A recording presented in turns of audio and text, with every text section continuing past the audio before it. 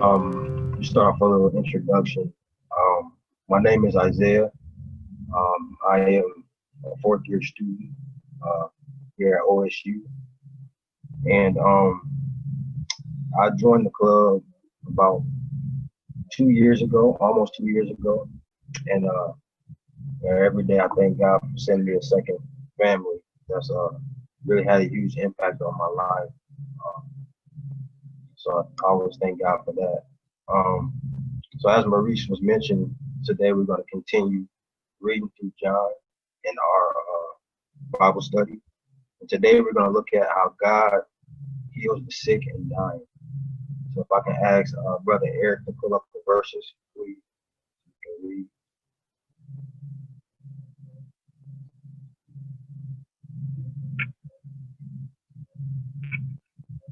Or somebody, whoever's pulling up the verses.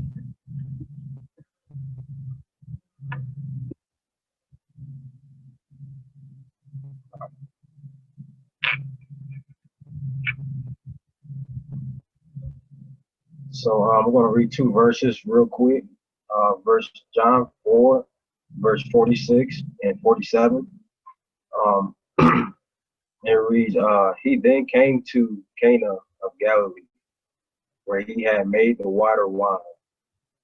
And there was a certain royal official whose son was sick in Capernaum. I don't know if I'm mentioning that right. Capernaum. Then verse 47, when he heard that Jesus had come out of Judea into Galilee, he went to him and asked him to come down and heal his son, for he was about to die. All right, thank you, Eric. You can put it down now.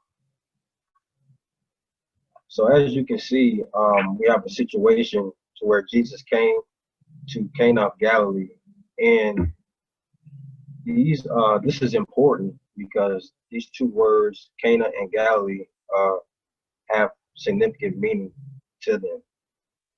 Cana, which means reed, which actually means the definition of that is weak and fragile people, and Galilee means a place that's in a low and mean condition, and that seems like the world today, uh, full of weak and fragile people, and in a low and mean condition. And then we have this certain royal official who came to the Lord to tell the Lord about his son who was sick and dying, hoping that he will heal him. And after reading this, I had to kind of step back and ask myself, how many times have I felt like I was in this same position as this man's son who was sick and dying?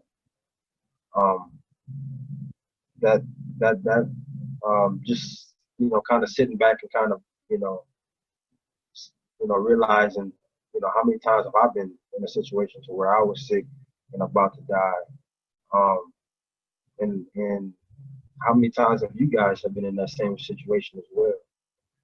Um, I think we've all been in that situation where we was in the same situation to where this man's son was, um, which brings up the question, what does it mean to be sick and about to die? And I share a little bit of my own testimony and my own background, um, of how I felt like this man's son sick and about to die. um, I I was in situations to where I've lost a lot of family members in my life. Um, some family members real near and dear to my heart. In fact, just a month ago, I lost a cousin and an aunt within a couple of weeks uh, before school started. And there were times where, I was just completely done with life. Um, just kind of, just, hurting and feeling lonely, feel like I didn't have nobody. That was, and then turning to sin, trying to uh, trying to make up or try to make myself feel better in those situations to where I was sick and dying. And that's exactly what it means to be sick and dying, to where, you know, you have a lot of people in the situations to where stuff like this happened to the normal person, to where they're going through something. It could be a breakup or losing a family member like myself, bad grades in school, something to make us feel like, hopeless, to make us feel like, what's the point of life? And many times I found myself not, you know, not listening to the Lord, or just not even coming to the Lord in those situations, which further made me to feel like I was sick and dying. But praise the Lord that He, for His mercy and His healing. I want to bring up the verse sheet again, to read to you guys verse 50 in that same chapter, Brother Eric. So in verse 50, you see that it says, Jesus said to him, "Go, your son lives." The man believed the word which Jesus said to him and went his way. All right, Eric, you can take it down now. So when I read this verse, two things immediately popped out at me that really highlights how the Lord heals us when we're in a sick and dying situation. The first part is Jesus said, and the second part is the man believed. Now I like to compare this to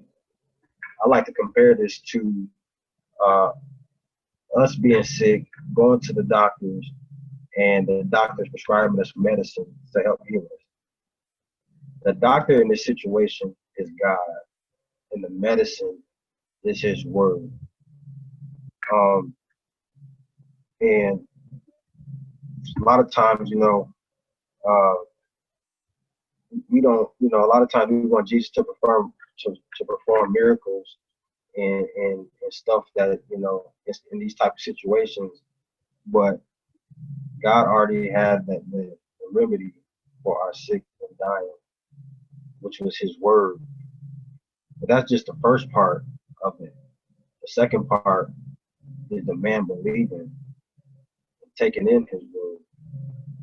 Just like that doctor gives us medicine, we have to eat it. We have to take it in. Otherwise, we won't be healed from our sick condition. A lot of people can be stubborn in that way because, a lot of people don't want to take medicine. It could be nasty. It could be, could be hard to swallow, something, But how can you be healed if you don't take your medicine? And that's what the man did right here, as we see. Jesus said, which means that's His word, and the man believed the word. Us believing in the God's word, the word here is this Bible, and us believing in is us taking that in. If that man didn't take the word in, if he didn't believe it, his son would still be sick. He'd probably been dead if he didn't believe it. And that's a key part to us and His word. It goes hand in hand. There's the Lord's part, and then there's our part. The Lord already did His part. We have His word, and His word is everlasting. It's up to us to take it in and take it in properly. And just to give a little bit of my own background with this is, because a lot of times we always come to the word. If you're like me, I always used to read the word and just read it just to say that I spend time with the Lord, or just reading it for knowledge. And sometimes, even after that situation, I still find myself in those sick and dying situations.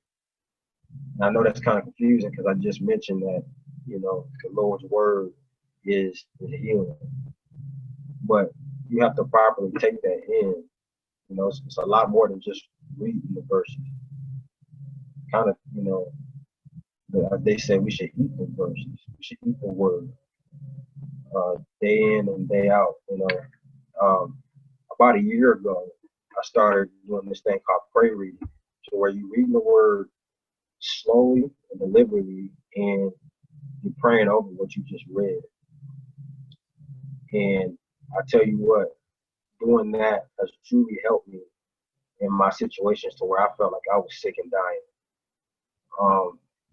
Like last week, I read Matthew 5, and I read that chapter almost a million times, but this time it was different, you know, because I was reading it slow and deliberately, and I was prayer reading over it. It almost took me about an hour just to get through, you know, the whole chapter. And that wasn't even the whole chapter. That was just a couple verses, because I was just slowly chewing the word. And I see a significant difference, you know, in from where I used to read it for just knowledge or just to spend time with the Lord or just to say I was spending time with the Lord versus actually eating the word. You see, when you actually slow and deliberately reading the word and you actually trying to comprehend what he was saying, that you feel full. You feel like, you know, I haven't even ate nothing, you know, when I was reading my word that morning, and I was perfectly fine. I was full off the word alone.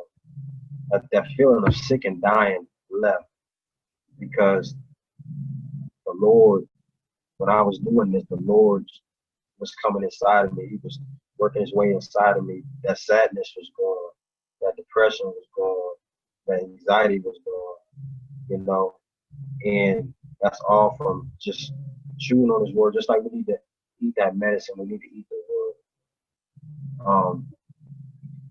A lot of those times where I was feeling like I was sick and dying was because I took a lot of time away from them. I took a lot of time away from the Lord. I didn't feel like, you know, when I was doing wrong, I didn't feel like I was good enough to come to the Lord's presence, so I stayed away. I I I felt like, you know, I wasn't good enough, or I was too filthy to come into the presence of the Lord. And because of that, um, the feeling of being sick and the feeling of feeling sick and about to die kept increasing, and it kept increasing. And just pray reading, the moment I turn back to the Lord, each and every moment that I turn back to the Lord, and I start prayer reading and pray reading with the saints or some of the brothers, and even by myself, you know, I just truly felt this happiness on the inside that took away the sadness of losing my head, the sadness of losing my cousins, my great grandmothers, the sadness of you know, or just being discouraged or anything like that. All that went away just from properly taking the word. Just like we need to properly take that medicine that the doctor prescribed us.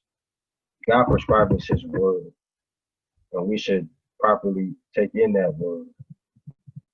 And this is how this man's son was able to be healed, because the man heard the Lord and he believed in the word of the Lord, and that's how he healed.